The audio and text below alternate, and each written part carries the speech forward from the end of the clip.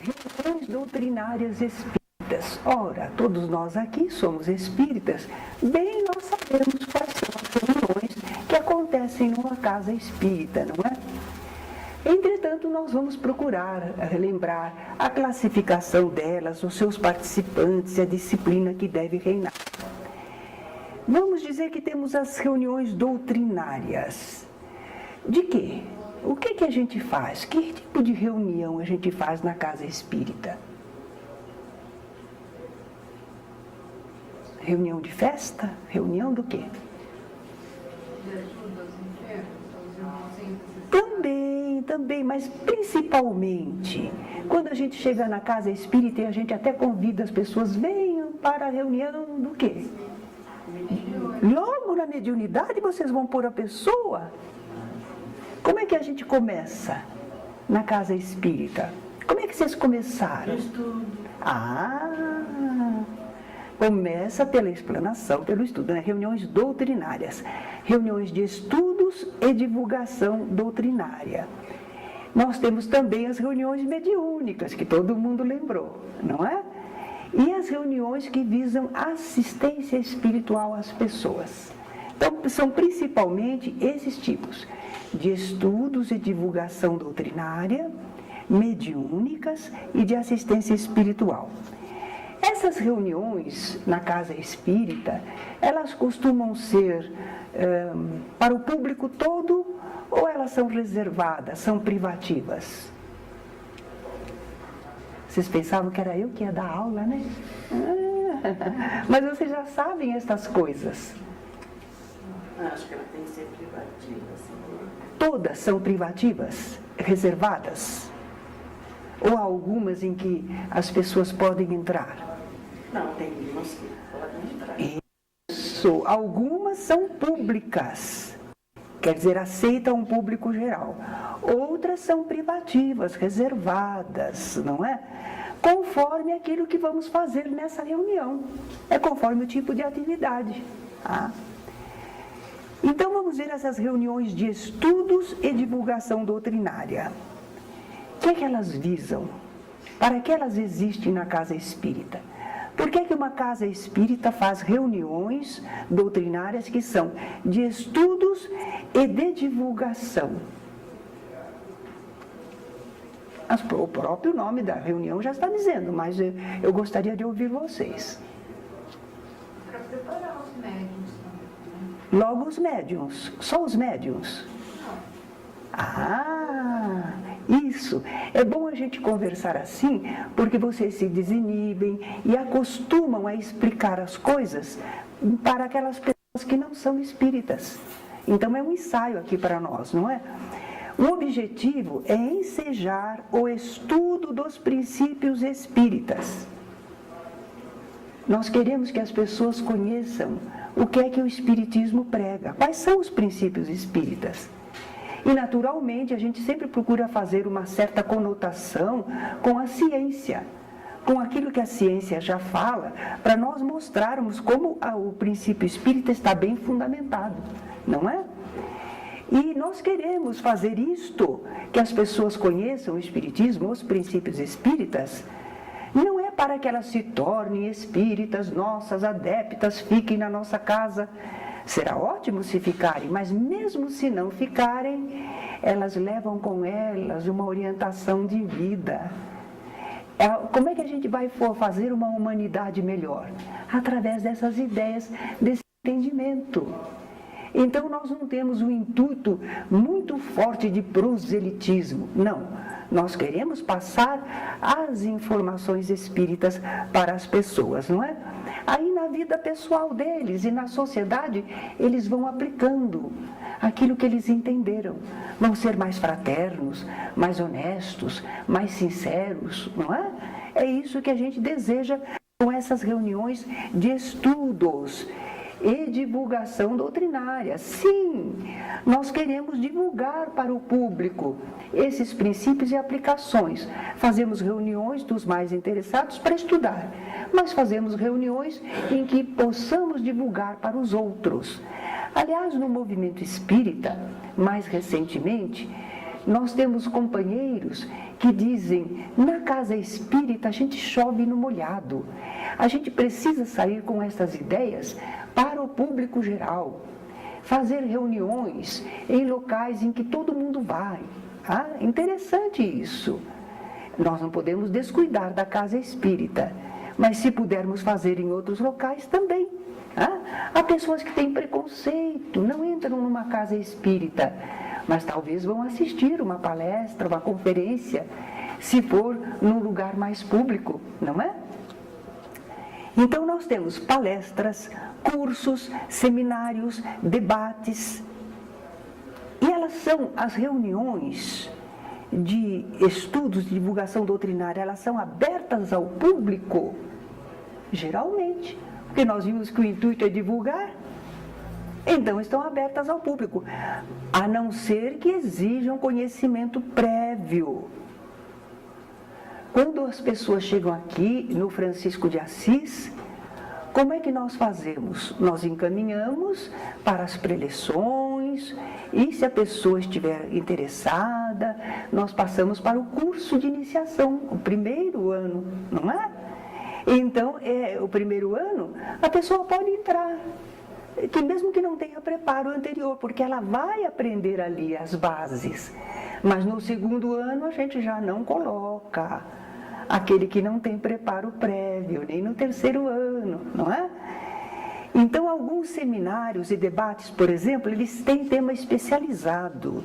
É preciso que a pessoa tenha uma certa base para poder aproveitar a reunião, participar, opinar, não é? Muito bem. Agora falemos das reuniões mediúnicas. O que é uma reunião mediúnica mesmo? O que é que se faz nela? O que é que acontece nessa tal reunião mediúnica que você está falando? Isso! É tão simples, né? Intercâmbio com o plano espiritual. Porque à luz da doutrina espírita, nós sabemos que os espíritos existem, que aqueles que estavam encarnados não morrem quando o corpo morre, e que podem continuar se comunicando conosco. Os dois mundos se interpenetram. Então, nós temos essa prática, reuniões mediúnicas. Aliás, muita gente ainda fala trabalhos práticos de espiritismo. Porque, de acordo com o ensinamento espírita, nós partimos para uma prática, que é a do intercâmbio mediúnico, certo? Nós estudamos sobre mediunidade, mas nós praticamos a mediunidade. Então, são trabalhos práticos de espiritismo. Se vocês escutarem falar, vocês já sabem, é a reunião que tem a parte mediúnica. Como é a reunião? É uma reunião de estudos. Não são trabalhos práticos. Agora vocês já sabem, não é? Reuniões mediúnicas são públicas ou privativas? Privativas. Antigamente não era assim, né? E ainda há algumas casas espíritas em que a pessoa chega, entra, quem chegar assiste tudo.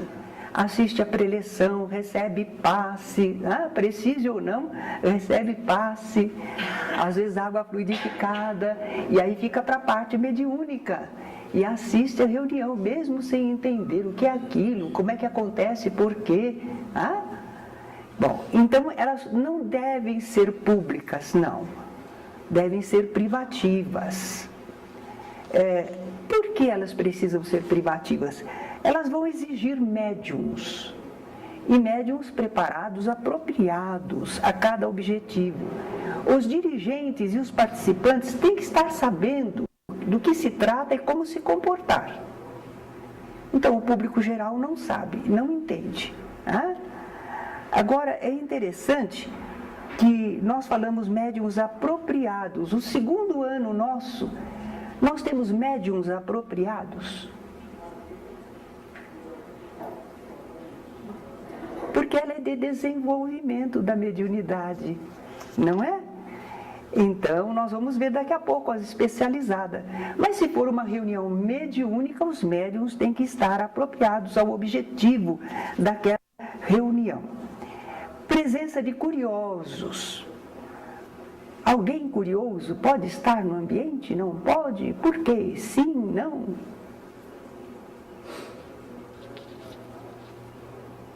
Dificulta, né? Até o ambiente, né? Aí é que está. Um curioso, equilibrado, desejoso de conhecer, respeitoso, pode vir. Mas, por favor, não ponha 3, 4, 5 curiosos. Mas um grupo bem formado suporta que haja uma pessoa que está ali querendo conhecer, respeitosa, sabe se comportar, ah? E ela está ali querendo conhecer. Pode? Pode. Não é usual, mas pode. Houve uma ocasião, por exemplo, um médico, eu o conhecia, e ele chegou à nossa casa espírita. E ele disse, olha, eu queria assistir a uma reunião em que há intercâmbio mediúnico. E ele conversou, eu sabia que ele era uma pessoa muito boa, muito correta. E ele disse, olha, eu tenho lido a respeito e eu vejo algumas coisas, mas eu agora estaria muito desejoso de observar um trabalho de uma reunião mediúnica. Diante do que eu sabia dele, dos propósitos sinceros dele, eu disse, o senhor é bem-vindo à nossa reunião. Eu só disse, a nossa reunião é muito singela, não acontece nada de especial, mas ela está aberta para o senhor. Esteja à vontade, é nosso companheiro hoje. E ele se portou muito bem. E é claro que ele tinha mediunidade, ele viu alguma coisa no ambiente que depois comentou com a gente. E ele estava ali como um curioso, mas não um curioso com prevenção, com más intenções. Era uma sincera curiosidade de conhecer a parte de manifestação espiritual. E já lera alguma coisa a respeito. Pronto, não houve problema. Então é bom que a gente saiba. Normalmente, uma pessoa só curiosa, não tem preparo nenhum, não convém. Mas, se for um desejo sincero de curiosidade em alguém, nós temos que usar esse bom senso, avaliar se sim ou se não. Neófitos são novatos. Bom, o novato, ele nem leu ainda nada. É um novato.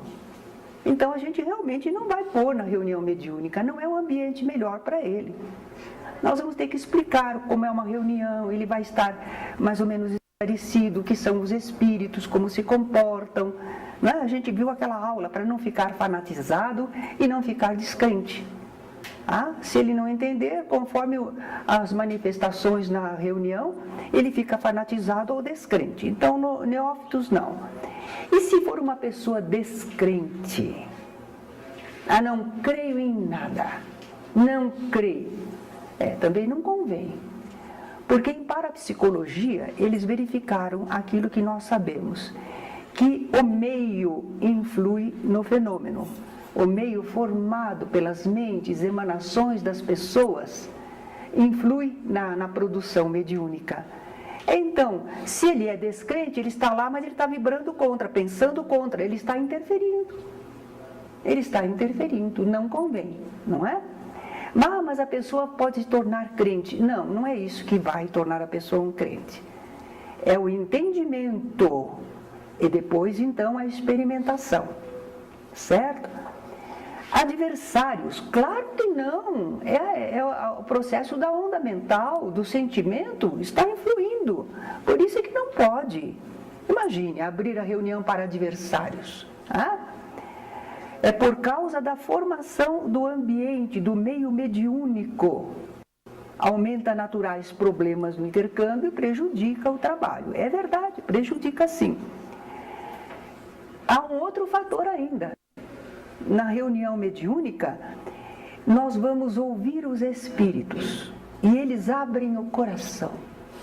Eles falam do que sente, porque eles estão sendo acolhidos, os amigos espirituais trouxeram especialmente, ele está no ponto necessário de abrir o coração, dizer o que gosta, o que não gosta, porque está assim. E nós estamos observando, nós estamos vendo a dor, ou a rebeldia, a angústia, a ignorância. E já imaginou se a pessoa não tem preparo para isso e fica observando, analisando, criticando mentalmente, descaridosamente? Não, seria falta de caridade nós expormos as pessoas, espírito é gente, expor as pessoas num momento tão delicado para elas, para todo mundo ficar olhando, ficar sabendo. Não, seria falta de caridade, não é? Nós temos que prestar auxílio espiritual com discrição e com fraternidade. Há reuniões que nós chamamos de especializadas. Esse é um visitante que não faz parte da reunião. Ele não vai entender nada da nossa reunião. Conforme a finalidade e os fenômenos que nós vamos produzir, tipo de médiums, nós vamos então fazer reunião, que é mediúnica também, mas ela tem um propósito especial. Vimos então a de desenvolvimento mediúnico, o exercício da mediunidade. Nessa reunião de segundo ano, a gente não coloca médiuns experientes, a não ser que seja um ou dois para exemplo, para eles observarem o trabalho. Né? Não. São os novatos na mediunidade. Eles não são novatos em espiritismo, mas são novatos no exercício mediúnico. A reunião é para eles. Então, ela é especializada. Numa reunião de desenvolvimento mediúnico, nós vamos encontrar os médiuns que estão tendo os primeiros exercícios na mediunidade. A reunião de reequilíbrio espiritual. Bom, o termo mais comum por aí afora é desobsessão. Mas lá no Allan Kardec, nós estamos com cuidado. Nós estamos evitando falar desobsessão. Porque se você fala para a pessoa, não, você está obsidiado, você tem uma obsessão, aquilo impressiona mal, ela fica assustada, ela fica medrosa. Então nós dizemos, olha, você está precisando de um reequilíbrio espiritual. Pronto. A pessoa sente que ela não está bem mesmo. Mas nós não falamos obsessão, estamos evitando. Mas entre nós, é o nome, realmente. É uma reunião de desobsessão. Nós vamos querer reequilibrar a pessoa, conseguir que ela se liberte daquela influência obsessiva, constrangedora de um espírito sobre ela, não é? É uma reunião especializada, porque nessa reunião, que médiuns a gente vai pôr? Um médium novato? Não. Médiuns experientes, seguros, equilibrados, firmes, experimentados. Aí é que a gente vai pôr. Para a desobsessão, o médium tem que ter experiência, tem que ter firmeza, não é? Assistência a enfermos físicos. É a reunião de curas. E a gente evita falar a palavra cura. Porque, veja, nós vamos curar todo mundo.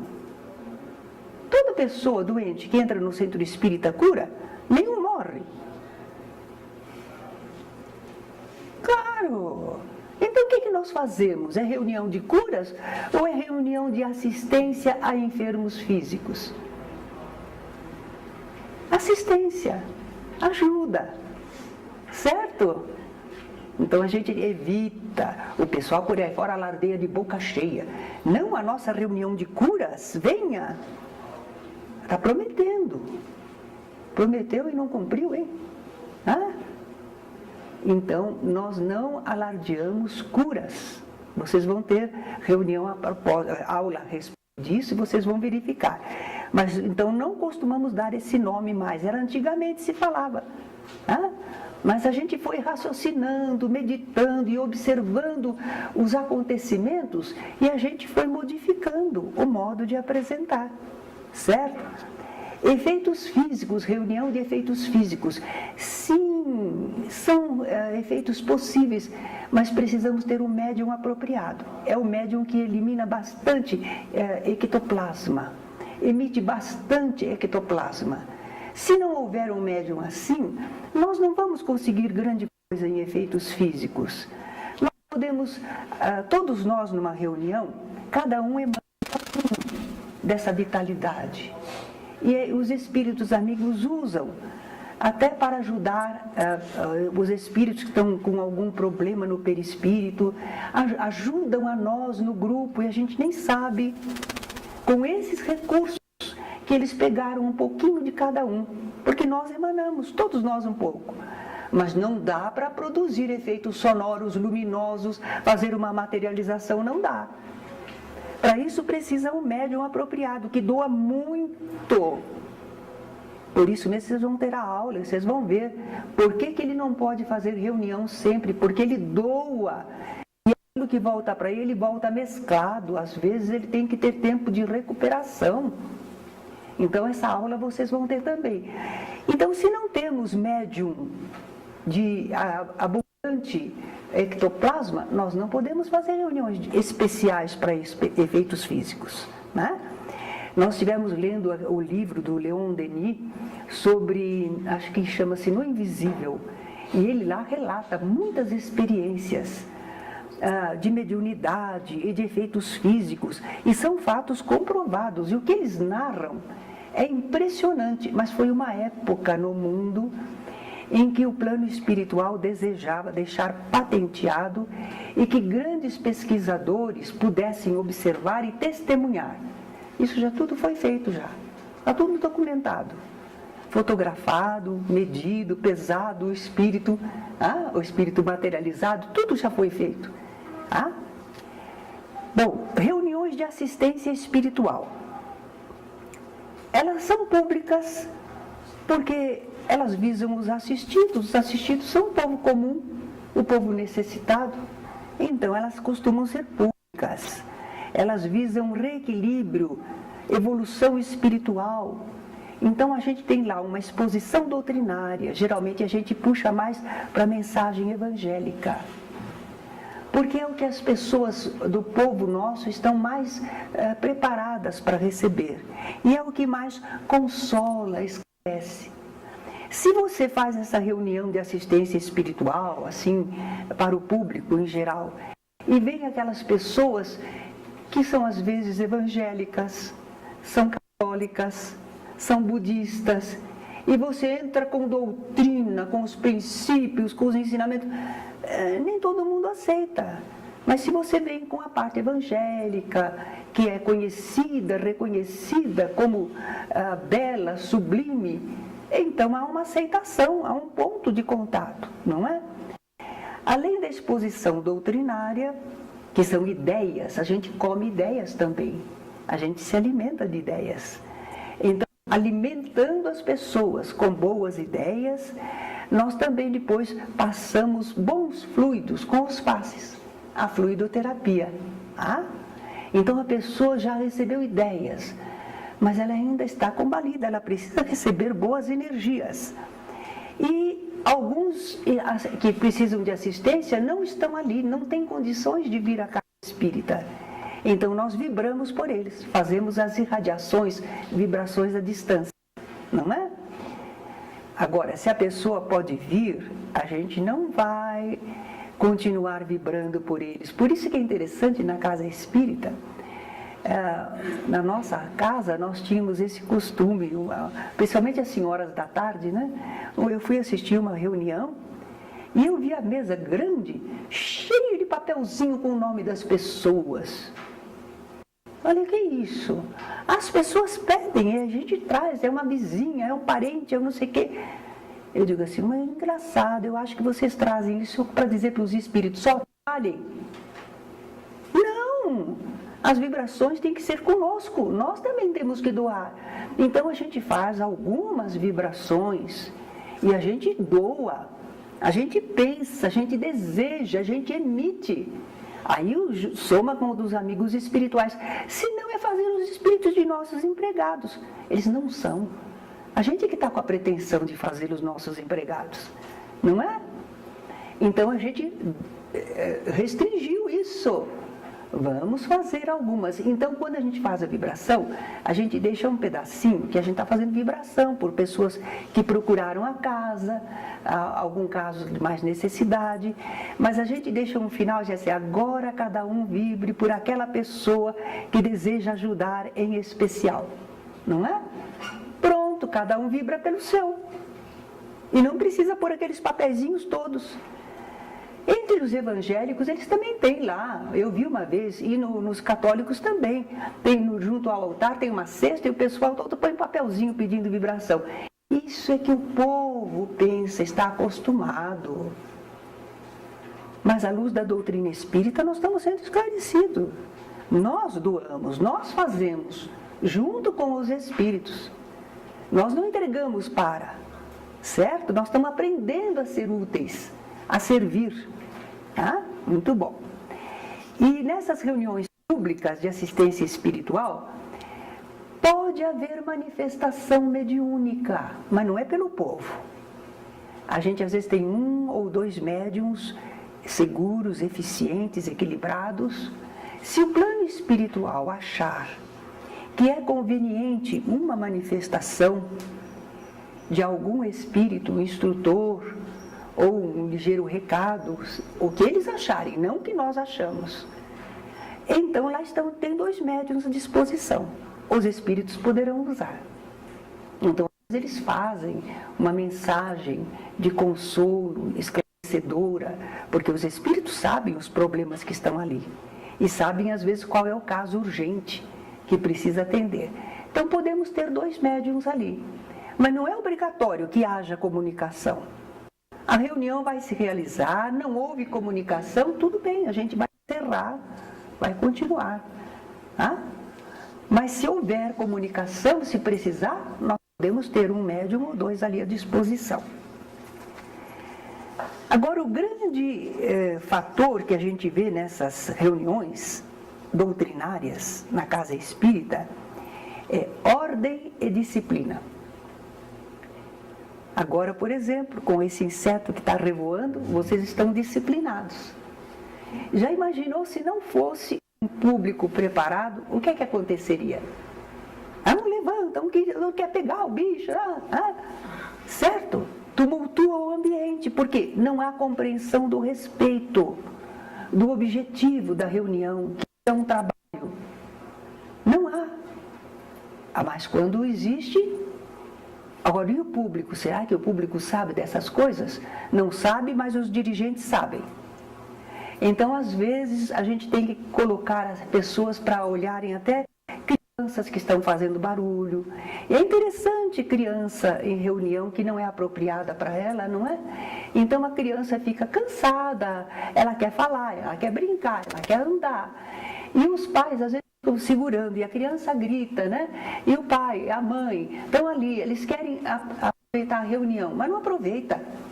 Não consegue prestar atenção.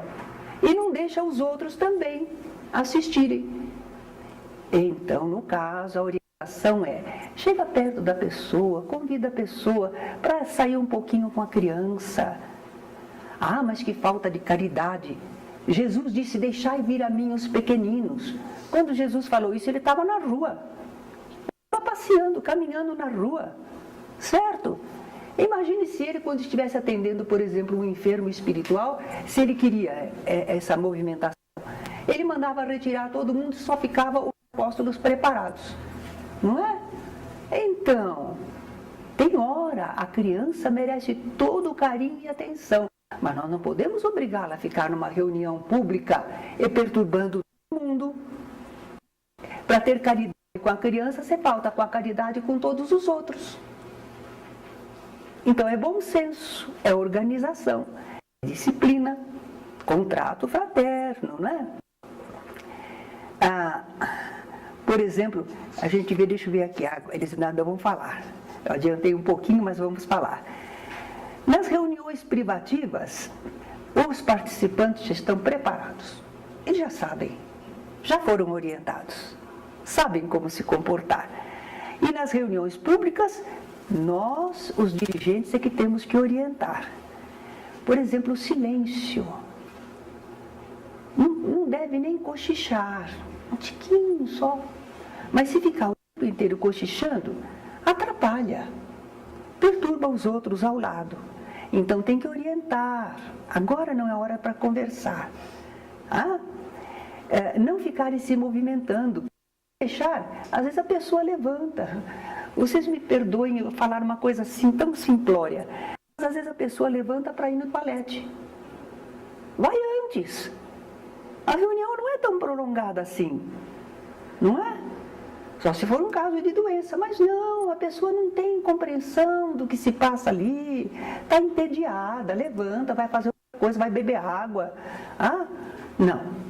É a reunião, tem que ter ordem e disciplina. Não ficarem se movimentando nem outras atividades. Lá no Chico Xavier, Uberaba. Eu fui, certa ocasião, eu fui poucas vezes lá, mas uma vez estou lá no trabalho. E o Chico já se retirava para uma sala ao lado para psicografar, mas na sala ali, com o povo todo, ficavam algumas pessoas encarregadas de ler e fazer comentários evangélicos, doutrinários, para manter o ambiente. Qual não foi minha surpresa quando eu vi a senhora que estava dirigindo o trabalho? Ela abriu um figurino e começou a folhear o figurino e olhar a moda. O que vocês acham?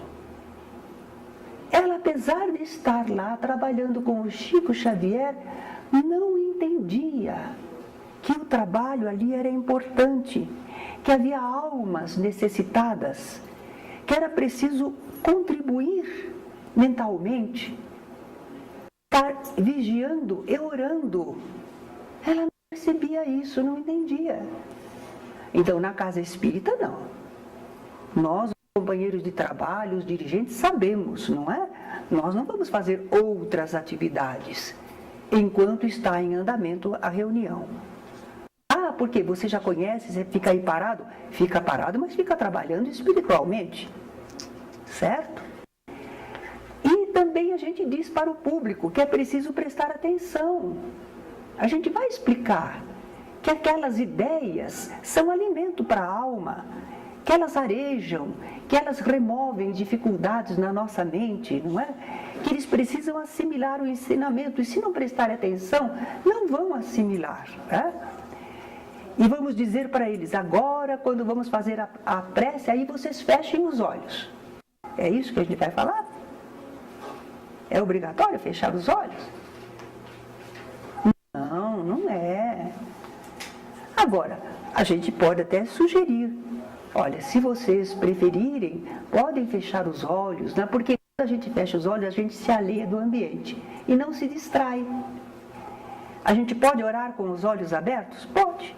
Mas acontece que a gente se distrai com tudo. E aí não funciona a oração, não é? Então, não precisa fechar os olhos, nem durante as manifestações mediúnicas. Ai, não, mas o Espírito do Senhor está falando aí. Não. Fica com os olhos fechados se quiser. Pode abrir, pode observar o médium. Como está a fisionomia do médium. Quando vem uma manifestação superior, a gente nota que a fisionomia do médium fica suavizada, fica às vezes modificada. Quando é um espírito sofredor, a gente nota na feição. Quando é um espírito zombeteiro, então a gente pode olhar para o médium, observar. O que a gente não pode é perder a concentração de saber que está trabalhando no conjunto. Mas estamos aprendendo, observando até mesmo as reações do espírito através do médium. Não é proibido.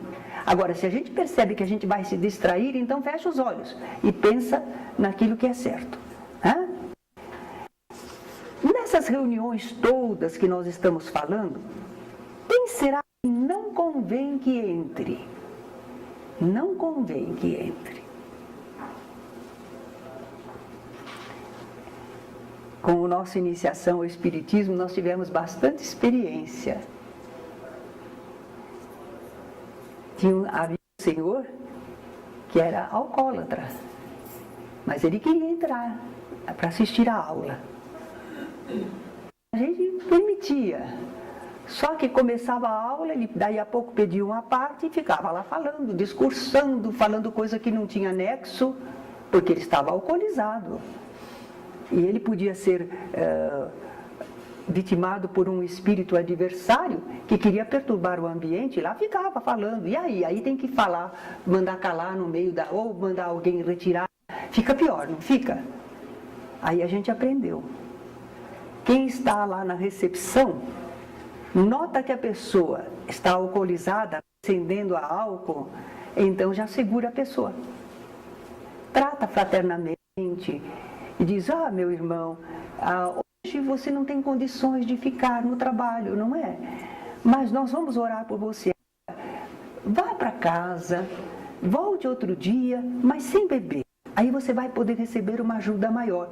Conversa, explica, fraternamente acompanha até a porta e a pessoa não fica muito abespinhada, não. Ela entende, ela sabe, ela atende. É a função da recepção, segurar. Para isso a gente tem um plantão. Porque depois que entrou lá na reunião, como é que é? Aí tem que parar a reunião para ir lá resolver o problema? Não. Então antes, alguém toma cuidado. Embriagados, desequilibrados, muito obsidiados, porque a pessoa está fora de controle. Ela está sendo controlada pelo espírito. Então não pode. Vamos atendê-la numa saletinha. Vamos falar. Uma certa ocasião, eu fui à tarde ao Centro Kardec, nossa casa lá, né?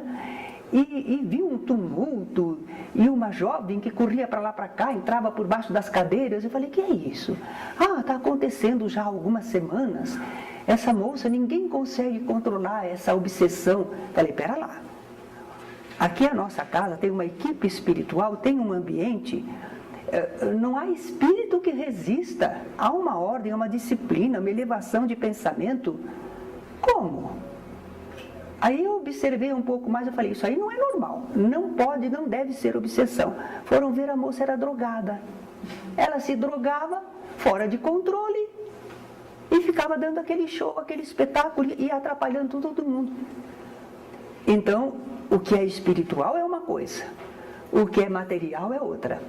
Não compete aos espíritos controlarem pessoas desequilibradas, obsidiadas demais, drogadas, embriagadas. Não é. É nosso papel.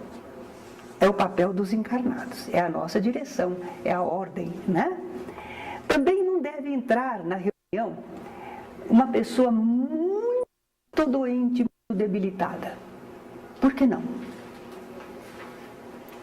Pode até sentir mal, né? Exato. A pessoa entra naquele esforço, porque ela espera se curar, espera se salvar, e lá vem ela, né? Trouxeram tudo, mas de repente ela começa a passar mal, muito mal. Então, essas pessoas a gente assiste visitando nos lares, nos hospitais, certo? Ou faz uma reunião à parte, que ela chega e já é atendida, não tem que esperar. Para os passes, nós damos, por exemplo, preferência na fila às senhoras gestantes, às crianças, aos muito idosos. Atende primeiro eles, porque eles não têm condições de esperar muito. Imagine uma pessoa tão debilitada assim, certo? Crianças, nós já vimos, não é? A responsabilidade é dos pais ou responsáveis. E quando a gente diz assim, não convém que entre, podemos fazer essa separação, será que essas pessoas ficam sem ajuda na casa espírita? Não. Nós temos atendimento para as crianças, as reuniões de educação espírita da infância, é tudo para elas. Tem horário apropriado. No Kardec nós temos, desculpe eu citar, porque é a casa que nós temos as experiências, né? Nós temos um grupo que trabalha pelas crianças que sofrem assédio espiritual. É na segunda-feira. Mas nós temos no salão a iniciação, o curso. A Deise, então, começa o trabalho das crianças mais cedo, porque é uma preleção rápida, muito rapidinha, que a criança não aguenta muito tempo, né? Aí aplica os passes, as crianças saem. Aí o grupo mediúnico fica vibrando pelas crianças, mas elas já foram atendidas. Elas saem e não atrapalham a iniciação, antigamente atrapalhava. Começava às 8 horas junto conosco, quando era 8h30, estavam saindo no meio da aula, para 300, 400 pessoas, aulas importantes, e a criançada saindo com os gritos, com as brincadeiras. Então é uma questão de organização, não é? Nós não vamos deixar as pessoas sem atendimento, mas vamos nos organizar que elas tenham a sua horinha de serem atendidas sem tumultuar uma reunião geral. Tá?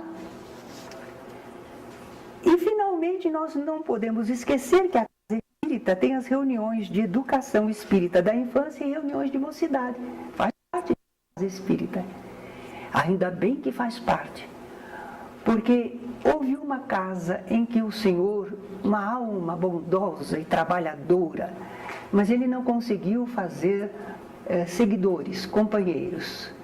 Quando ele desencarnou, infelizmente, não foi possível manter a casa que ele administrava. Nós temos que pensar nas novas gerações. Temos que preparar pessoas. Tá? E começa na infância. E de repente você ensina, mas essa criança não fica aqui, não tem importância. Onde ela estiver, ela é alguém espírita, alguém esclarecido. Nós contribuímos para a sociedade, para a humanidade. Mas nós vamos cuidar da infância, porque a criança está acostumada a vir. Ainda hoje eu comentava com o Beto. Uma das razões, não só porque a criança aprende, fica mais esclarecida, porque a criança é um espírito reencarnado. Já viveu muito, é um ser inteligente. Então, ela vai se preparar para viver a sua vida. Mas também, olha, um fator psicológico. O Beto disse, meu filho estuda numa escola católica. Eu disse, ainda bem que você leva ele lá no centro. E ele está já há 6 anos. Ele vai lá, ele tem seus companheirinhos, ele conhece. Porque senão ele ia se sentir esquisito, né? Só eu que sou espírita. Todo mundo é católico, eu que sou espírita. Olha que problema psicológico. Então, se a criança vai à casa espírita e participa de uma reunião que lhe é adequada, ela diz, olha quantos companheirinhos. Não, eu não sou sozinho. Eu faço parte desse grupo, não é? Fora as amizades que vão se fazendo e que perduram para a vida toda. Reuniões de mocidade também. No nosso tempo, nós tínhamos reunião de mocidade, mas nós não éramos também jovens, tão jovenzinhos. E a casa confiou para nós que, apesar de sermos um grupo de mocidade, nós podíamos fazer reunião mediúnica. Eles confiaram em nós. Bom, tínhamos conhecimento, havia 3, 4 de nós que estávamos bem embasados. E nós conseguimos fazer reunião mediúnica da mocidade. E foi muito produtiva. Certo? Muito produtiva. Então, não é obrigatório, não é tarefa da mocidade fazer reunião mediúnica.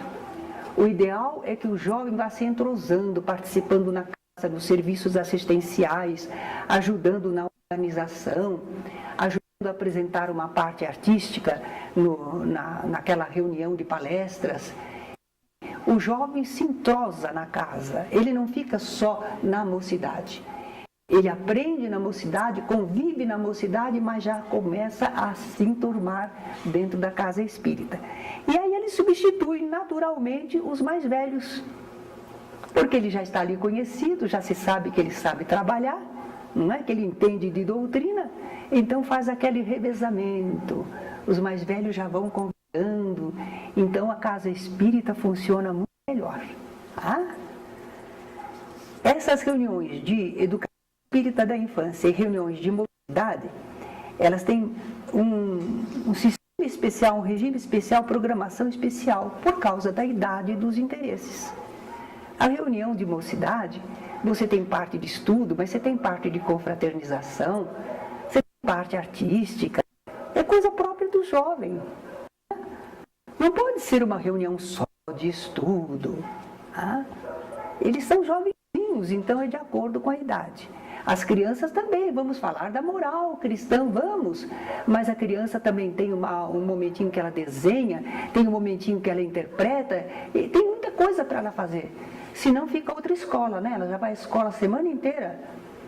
E a educação espírita da infância é outra escola? Não, ser um convívio agradável. Bem, eu acredito que nós demos um panorama sobre as reuniões doutrinárias espíritas. As reuniões que, em nome da doutrina espírita, nós fazemos no centro. Não é? Se houver alguma pergunta, podemos responder. Alguma coisa que eu esqueci de falar, alguma situação que vocês conhecem.